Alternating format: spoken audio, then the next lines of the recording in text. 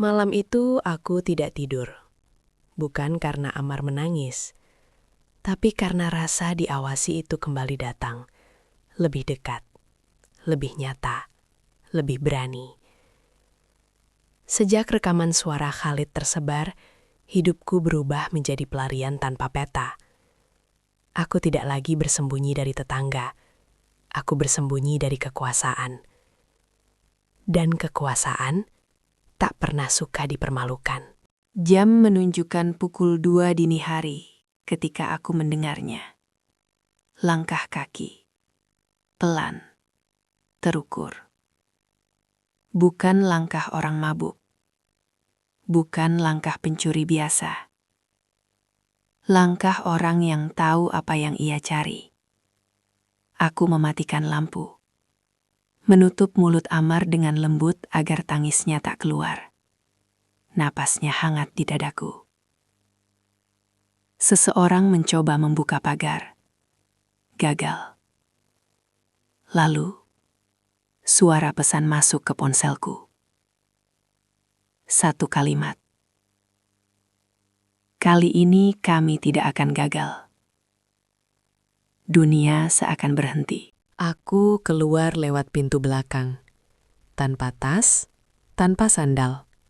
Hanya membawa Amar dan satu ponsel. Hujan turun deras.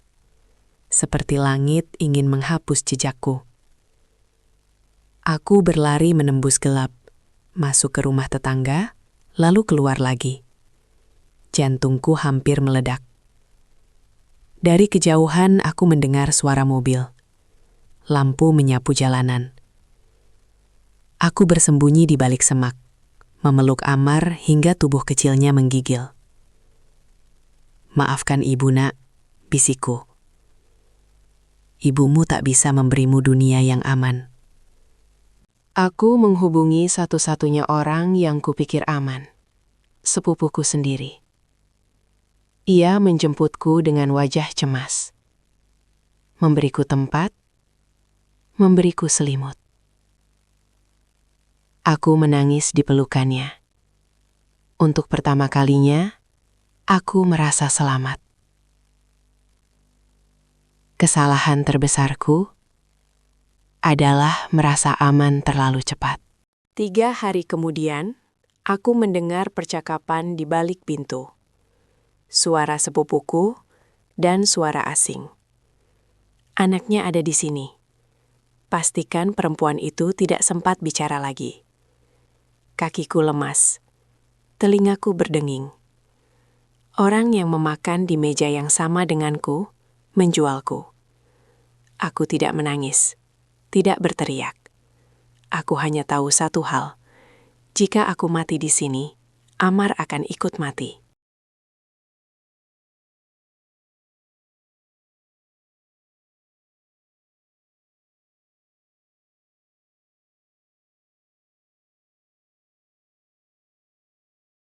Aku menunggu hingga rumah sunyi. Menggendong Amar. Keluar lewat jendela. Namun kali ini, mereka sudah menunggu. 2 pria. Wajah tanpa emosi. Salah satu berkata datar. Sebenarnya, kamu tidak perlu sejauh ini. Aku berdiri tegak. Untuk pertama kalinya, aku tidak lari. Kalau aku mati, kataku, seluruh dunia akan tahu siapa kalian. Ia tersenyum tipis. Dunia cepat lupa. Tangan itu meraih Amar. Aku menjerit. Menyerang. Menggigit. Menjadi liar. Aku bukan lagi TKW. Bukan lagi korban. Aku ibu. Dan malam itu, seseorang berteriak kesakitan. Aku tidak tahu bagaimana aku lolos. Aku hanya tahu ketika aku sadar. Aku sudah berada di jalan raya. Tubuh penuh luka. Amar menangis keras. Aku dibawa ke rumah aman milik jurnalis. Dokter datang. Polisi datang. Untuk pertama kalinya, aku bicara di depan kamera dengan wajah terbuka. Aku berkata pelan tapi tegas. Jika aku mati setelah ini, jangan cari pelakunya di kampungku. Carilah di istana. Pernyataanku disiarkan. Dunia terdiam. Media internasional menggali lebih dalam. Nama-nama pejabat muncul.